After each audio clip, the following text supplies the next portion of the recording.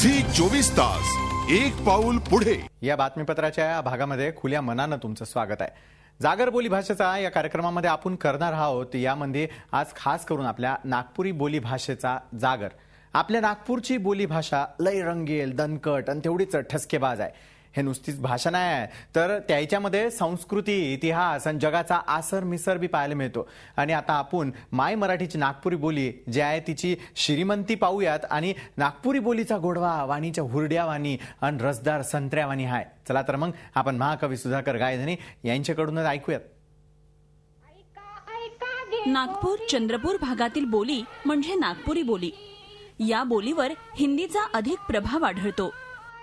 वऱ्हाडी आणि नागपुरी या बोली ऐकताना सारख्याच वाटत असल्या तरी यामध्ये फरक आहे.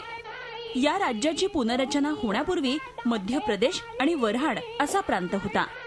नागपूर अमरावतीतील लोकांची सोयरीक हिंदी भाषिक भागातल्या लोकांशी होत असे. त्यामुळे शब्द, वाक्यरचना इत्यादींवर हिंदीचा प्रभाव आजही कायम आहे. 17व्या शतकाच्या पहिलेपासून इथे गोंडराजाची राजवट होती म्हणतात. भक्त बुलंदशाह हे खरे म्हणजे नागपूरचे राजे. याईनं 300 वर्षापूर्वी नागपूर शहर बसवलं. भक्त बुलंदशाहची त्याची मातृभाषा जरी गोंडी असली, द्रविड भाषेला जवळची, तरी बोली भाषा जी त्याची व्यवहारातली, दरबारातली आणि प्रजेसंघ व्यवहार करायची जी भाषा होती तिथं ही नागपुरी बोली होती. एक वैशिष्ट्य असं आहे नागपुरी बोलीचं की काही काही भागात अजून वेगळी बोलली जाते. ती म्हणजे वर्धेकडे अजून थोडीशी वेगळी दिसेल, भंडाऱ्याकडे अजून वेगळी दिसेल, पण ते वेगळे पण काही खूप त्याच्यापासून खूप भिन्न आहे आणि ते स्वतःचं वैशिष्ट्य निर्माण करणारे असं नाही. हिचं वैशिष्ट्य असं आहे उच्चारांमध्ये हेल, काही म्हणजे वेगळे शब्द, लोकमणी, लोकप्रकार,